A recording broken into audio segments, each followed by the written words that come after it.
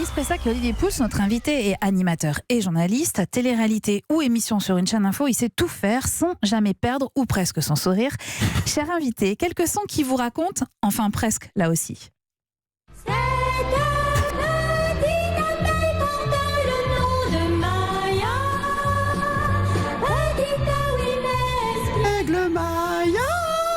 Alors Beaugrand, pour commencer, c'est très simple, ça s'écrit comme les adjectifs.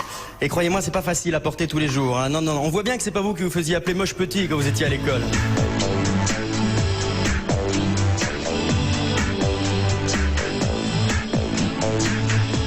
On est à Vegas et je suis avec mon amoureux. Félicitations pour le mariage. Je vous souhaite une longue vie et puis je te le renvoie très très vite. Sauf si finalement je te quitte pour partir avec Céline parce que j'hésite. Ils ont tous un secret. Je leur ai confié une mission, le garder à tout prix. Mais sauront-ils relever ce défi sans être démasqués? De l'amour, à chaque instant et chaque jour. De l'amour, sans limite et sans retour.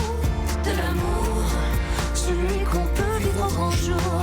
De l'amour, de l'amour. Mais oui, de l'amour. Bonjour Christophe Beaugrand. Bonjour à tous, bonjour, charmante et baroque. Mais ça commence très très bien. Merci d'être avec nous ce matin, Christophe Beaugrand. Nous Merci sommes de m'inviter, ravis vraiment. de vous accueillir. Christophe, ce soir, vous présenterez avec Denis Brognard et Iris Mittener la finale de la saison 4 de Ninja Warrior sur TF1. Ouais. C'est dès 21h. Et demain matin, vous serez en direct sur LCI pour Ça va faire du bruit, de 10h à midi, 2 heures d'infos, de débat. C'est le samedi et le dimanche jusqu'au 25 août. Exactement, ouais. On va évoquer votre actualité, bien évidemment, mais auparavant, quels sons vous venez d'entendre dans vos petites oreilles? Alors, je viens d'entendre l'un de mes premiers passages télé dans une émission de Jacques Martin. Oui. C'était un concours d'animateur télé. Sous vos applaudissements. Sous vos applaudissements. C'était le nom de exactement. l'émission, hein. Je ne dis pas sous vos applaudissements à Christophe Oui, parce Beaugrand. que sinon ça ne marche pas, parce que personne Voilà. n'applaudit. Hein. Non, Vous c'est avez ça. remarqué que vous n'avez aucune autorité sur ce studio. C'était en 1997. Exactement, ouais. Ouais. J'avais 20 ans. Ouais. Et Un costume trop grand. un costume. À l'époque, on s'habillait peut-être un peu plus comme ça. Non, je crois que j'étais déjà ringard à l'époque. Non, c'était une catastrophe.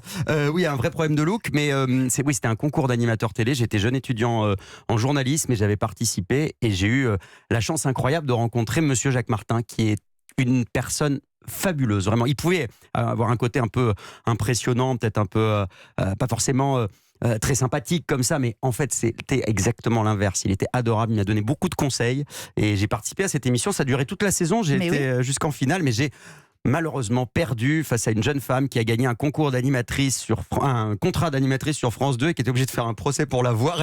C'est vrai, elle n'a jamais réussi à avoir son poste. Je crois qu'elle a été chroniqueuse dans une émission d'été qui a eu 3 numéros et après elle a disparu. La pauvre. Vous voyez, comme quoi vous avez bien fait de ne pas gagner Et finalement. Willy Rovelli aussi Et Willy participait, Rovelli, par je exemple. vous recommande des images, vous les retrouvez sur internet, c'est assez drôle de voir Willy Rovelli aussi dans cette émission.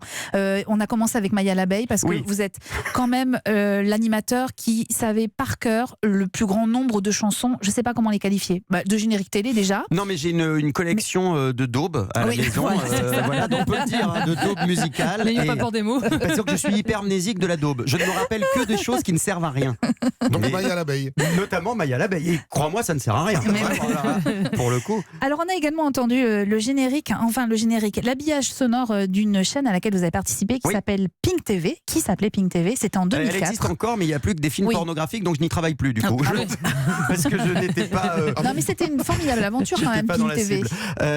Oui, c'était une aventure extraordinaire. C'était la première chaîne gay du PAF. Et l'idée, c'était de proposer un talk show quotidien que j'ai co-animé pendant 2 saisons avec une camarade qui bosse sur Arte maintenant, qui s'appelle Marie Laborie.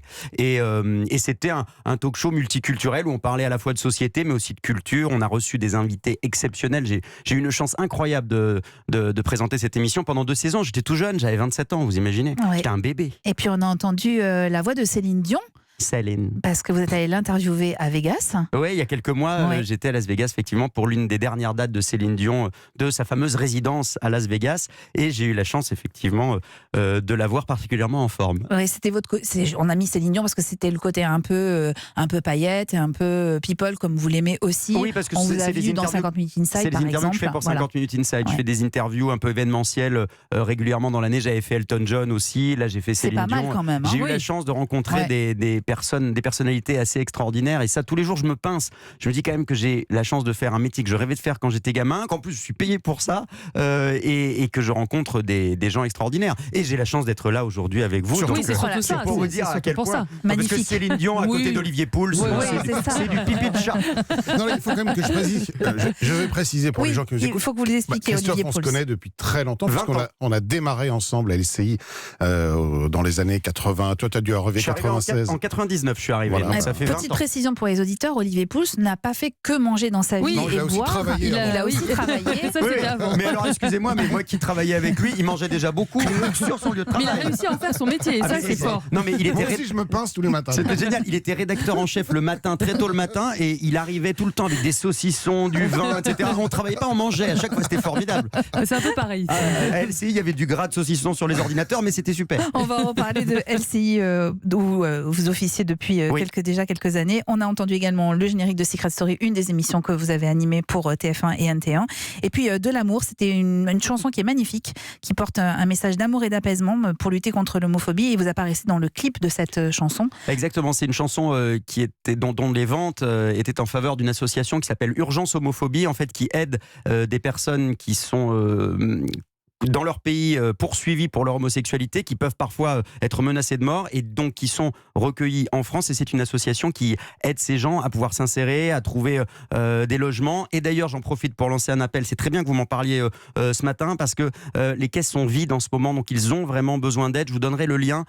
Et on le mettra sur Twitter et sur le site L'association s'appelle Urgence Homophobie. Donc vous tapez sur internet Urgence Homophobie, vous retrouverez. N'hésitez pas. Parfois, c'est pas forcément besoin d'aide d'argent, mais ça peut être aussi de l'aide matérielle. Donner des livres, des couvertures, du bénévolat du bénévolat, et parfois même aussi être famille d'accueil pour accueillir ces gens qui ont été chassés de chez eux pour ces raisons-là.